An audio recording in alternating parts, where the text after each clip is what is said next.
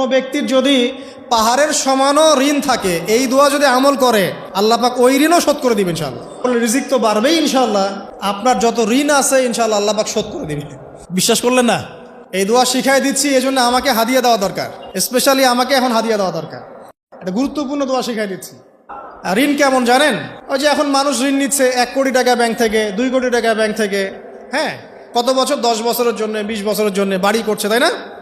তার ধারণা এমন যে সে মারা গেলে তার ঋণটা কেউ না কেউ শোধ করে দিবেই দিবে, তাই তো? আর আল্লাহর রসুল কি বলছেন দেখেন, একজন মারা গেছেন, নবী সাল্লাল্লাহু আলাইহি ওয়াসাল্লামের সময় একজন মারা গেছেন। তো নবী করিম সাল্লাল্লাহু আলাইহি ওয়াসাল্লাম বলছেন, এই ব্যক্তির কি কোনো ঋণ আছে? একজন সাহাবী বলেন, হ্যাঁ ইয়া রাসূলুল্লাহ, তো ঋণ আছে। নবীজি বললেন, তোমরা ওর জানাজা পড়ো, আমাকে ডেকো না। তোমরা ওর জানাজা পড়ে নাও, আমি জানাজা পড়তে চাচ্ছি না। আমি এখন কেমন করে আপনাকে বুঝাবো ঋণ কত ভয়ঙ্কর জিনিস? আপনি যে ব্যাংক থেকে 3-4 কোটি টাকার লোন নিয়ে রাখছেন, লাখ লাখ টাকা লোন নিয়ে বসে আছেন, দিব্যি সুখে বসে আছেন, এমন চিন্তায় যে আপনার মৌত হবে না। আর নবী সাল্লাল্লাহু আলাইহি ওয়াসাল্লামের সময়ে একজন মারা যাচ্ছেন, তিনি বলছেন তোমরা জানাজা পড়ে নাও, আমি জানাজা পড়তে চাচ্ছি না। মানে ঋণগ্রস্ত ব্যক্তির জানাজাও তিনি পড়তেন না। তারপরে একজন এসে বললেন, ইয়া রাসূলুল্লাহ, আমি তার ঋণ শোধ করে দিব, তার যা ঋণ আছে আমি শোধ করে দিব।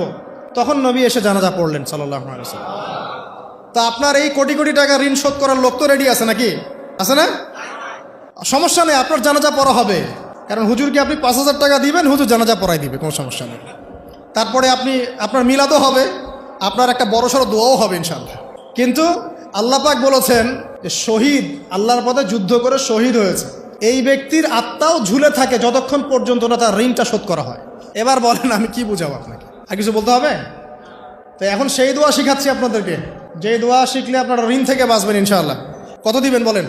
হ্যাঁ, এই তো, শুকরিয়া। দোয়া করবেন যেন আল্লাহ পাকের দিনটাকে আল্লাহর জমিনে প্রতিষ্ঠা করতে পারে। আমার সাথে বলেন, দোয়াটা হচ্ছে আল্লাহুম্মা ইকফিনি বিহালালিকা আন হারামিকা ওয়া আগনিনি বিফদলিকা আম্মান সিওয়াকা। এই দোয়াটা ছোট না, এটা মুখস্থ করবেন, সেজদায় পড়বেন, নামাজের সেজদায় পড়বেন, আত্তাহিয়াতু দরুদ শেষ তারপরে পড়বেন, নামাজ শেষে হাত তুলে করবেন, যখন তখন শেষ রাতটা করবেন। ইনশাআল্লাহ দেখবেন আপনার ঋণ বলতে কিছু থাকবে না ইনশাআল্লাহ। যদি থাকেও, বড় কোনো ঋণ থাকেও, আল্লাহ পাক অন্য কোনো মাধ্যমে এটা শোধ করার ব্যবস্থা করে দিবেন ইনশাআল্লাহ।